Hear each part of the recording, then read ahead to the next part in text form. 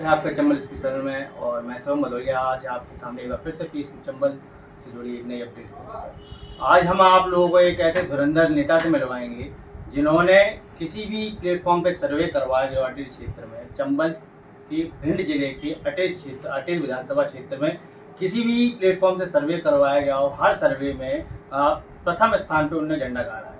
ऐसे धुरंधर नेता जिनका नाम है मनोज जयपुरिया जी, आज हम उनसे बात करेंगे और उनसे पूछेंगे ऐसा लोगों का क्या प्रेम है कि लोग हर पूरी जनता जो अटेर क्षेत्र की आपके प्रति इतनी लॉयल है कि आपको इतनी तादाद में पूरी मेहनत से आपको वोट देने में और सर्वे में प्रथम स्थान प्राप्त करवाने में आपके साथ मेहनत कर रही है। स्वागत है जयपुरिया जी आपका चंबल स्पेशल में। पहले तो चंबल स्पेशल की टीम को आप पधारे। प्रथम प्रश्न हमारा जो है वो आपसे ये है कि पहले तो आप ये बताइए कि आप चुनाव लड़ने वाले हैं, किस पार्टी से लड़ने वाले हैं? मैं कांग्रेस पार्टी का सक्रिय कार्यकर्ता हूँ, निष्ठावान कार्यकर्ता हूँ और मैंने पार्टी से टिकट मांगा है और मुझे पूरी उम्मीद है, पूरी आशा है कि पार्टी हमारे साथ न्याय करेगी और हम जनता के बीच में अवश्य। तो आपको ये कैसे अपने आप में 100% कॉन्फिडेंस है कि आपको ही टिकट मिलेगा? क्योंकि आपको पता है आपके साथ में आपके सहयोगी एक हेमंत कटारे जी हैं, उनके जो पिताजी हैं यहाँ के होम मिनिस्टर रह चुके हैं। उसके बाद आपको कैसे लगता है कि आप ही को टिकट मिलेगा उनका टिकट कटने के बाद? ये जनता की आवाज़ है। हमने जनता के बीच में निरंतर काम किया है, चाहे वो बाढ़ की स्थिति हो, कोरोना की स्थिति हो या किसानों का आंदोलन हो, खाद की कोई समस्या हो, कोई भी समस्या हो, हम जनता के बीच में हमेशा खड़े रहे हैं। पार्टी के हर आंदोलन में हमने भाग लिया है, हर पार्टी के कार्यक्रम में भाग लिया है। मैं स्थानीय रूप से हर समय सक्रिय रहता हूँ। मेरे पिताजी 2 बार जनपद अध्यक्ष, 1 बार जिला पंचायत अध्यक्ष भिंड रह चुके हैं। उनके समय से ही हम पूरी तरह से जनता के बीच में रहते हैं और पार्टी के निष्ठावान कार्यकर्ता हैं। पार्टी हमारे साथ 100% न्याय करेगी, ऐसी मुझे आशा है।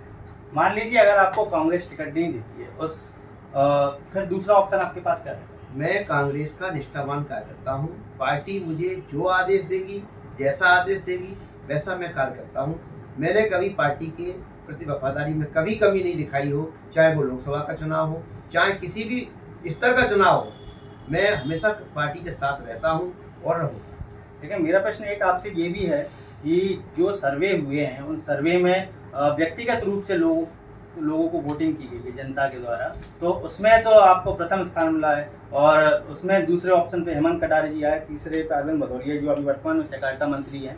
तो अगर उनकी उम्मीदों पे आप किस तरीके से आपका असर जाएगा, किस तरीके से ख्याल आएंगे अगर आप चुनाव नहीं लड़ते हैं? तो देखिए, चुनाव लड़ना पार्टी की ऊपर, मैं पार्टी का कार्यकर्ता हूँ। जनता ने मुझे जो आशीर्वाद दिया, जो प्यार दिया, उसके लिए मैं तहे दिल से उनका शुक्रिया अदा करता हूँ। जीवन भर मैं उनका ऋणी रहूँगा कि उन्होंने मुझे इतना प्यार और स्नेह दिया है। मैं ये ईश्वर से ये प्रार्थना करता हूँ कि मुझ में इतनी शक्ति दे कि मैं उनकी जीवन पर्यंत सेवा करता रहूँ। तो आप क्या कुछ मुद्दों को लेकर, अगर आपको टिकट मिलता है तो क्या कुछ मुद्दों को लेकर आप अटेर की जनता को प्रभावित करेंगे? देखिए, अटेर में एक समस्या नहीं है, अनेक समस्याएं हैं। समस्या अगर आप सबसे पहले बात करें तो युवाओं की बात करें। हमारे अटेर विधानसभा नहीं, पूरे भिंड जिले की जो अर्थव्यवस्था है वो पूरी की पूरी अर्थव्यवस्था किसानी पर निर्भर है। दूसरे नंबर पर जो थी वो सेना में भर्ती पर थी। हम हर तरह से फोर्स में हमारे यहाँ बच्चे जाते थे, लेकिन कुछ ऐसे कारण रहे कि यहाँ भर्ती पर रोक लगा दी गई। भाजपा ने अग्निवीर योजना चालू कर दी। बेरोजगारी की समस्या सबसे विकट है। युवा हमारा शिक्षित होते हुए भी बेरोजगार है और रोजगार के लिए अन्य प्रदेशों में जाके संघर्ष उसको करना पड़ता है। जबकि इस भिंड में ही अटेर की ही बात केवल अगर अपन करें तो चंबल के किनारे इतनी भूमि पड़ी है। सरकारी योजनाएं यहाँ आप देखिए, हर नेता ने क्या किया कि अपना वोट लिया, 5 साल शासन किया और भूल गए। कभी ये योजना नहीं बनाई कि युवाओं को रोजगार देने के लिए कोई बड़ी योजना बनाए, बड़ा विजन बनाए, यहाँ कोई उद्योग धंधे स्थापित हो और युवा पीढ़ी को रोजगार। क्या गारंटी है आप अपने जो वादे हैं जो कर रहे हैं उन पर खरे उतरेंगे? देखिए, वादा पे खरे उतरेंगे। मैं उस पिता की संतान हूँ। स्वर्गीय हमारे पिता श्री कैलाश जयपुरिया जी ने कभी जीवन में झूठ नहीं बोला, राजनीति करते। मेरे बारे में भी आप मालूम कर लो, मैं कोई ये वादा नहीं कर रहा हूँ कि मैं ये ऐसा कर दूंगा वैसा कर दूंगा। मैं कोई कसम भी नहीं खाता हूँ नेताओं की तरह। मैं केवल ये कह रहा हूँ कि मैं ज़िंदगी भर जितना बेहतर कर सकता हूँ उतना बेहतर करने का प्रयास करूँगा। सरकार बनना निश्चित है। सरकार जब बन जाती है तो आपको पावर मिलते हैं। आपका विजन और आपका मन स्वच्छ होना चाहिए, विजन बड़ा होना चाहिए और मन से दिल से साफ होकर राजनीति अगर आप करोगे निश्चित रूप से भगवान आपको सफलता प्राप्त करेगा। और अगर आपके दिल में केवल वोट की राजनीति है कि वोट लेके नेता बन जाए, ये हमारे दिमाग में बिल्कुल नहीं है। हमारा दिमाग में सिर्फ विकास है। मैं जनता के लिए समर्पित हूँ। चुनाव लड़ पाऊँ नहीं लड़ पाऊँ, आज से नहीं जीवन भर अब जनता के बीच में रहना है और जनता के लिए मुझे काम करना है। ये ईश्वर का आशीर्वाद रहेगा। 100% अब क्षेत्र का विकास करने का पूरे मन से प्रयास करेंगे। ना झूठे बात में झूठ बोलता नहीं हूँ, ना झूठे बातों पर विश्वास करता हूँ। चलो, मध्य प्रदेश और अपने अटेर विधानसभा क्षेत्र के अलावा मैं थोड़ा एक अलग प्रश्न करना चाहूँगा जो आज वर्तमान में काफ़ी ट्रेंडिंग में चल रहा है। जो तमिलनाडु के मुख्यमंत्री हैं, पूर्व मुख्यमंत्री उदयनिधि, उनके जो पुत्र हैं उदयनिधि स्टेलिन, उनके द्वारा सनातन धर्म के विरोध में कुछ बयान दिया गया। आप किस तरीके को देखते हैं उस बयान? देखिए, मैं सनातनी हूँ। मेरा ये सिद्धांत है कि आप अपने धर्म को मानो, दूसरे के धर्म की का आप सम्मान करें। मैं गुरुद्वारा भी जाता हूँ, मैं जैन मंदिर भी जाता हूँ, मैं मस्जिद में भी जाता हूँ, मैं चर्च में भी गया, लेकिन मानता मैं अपना धर्म हूँ।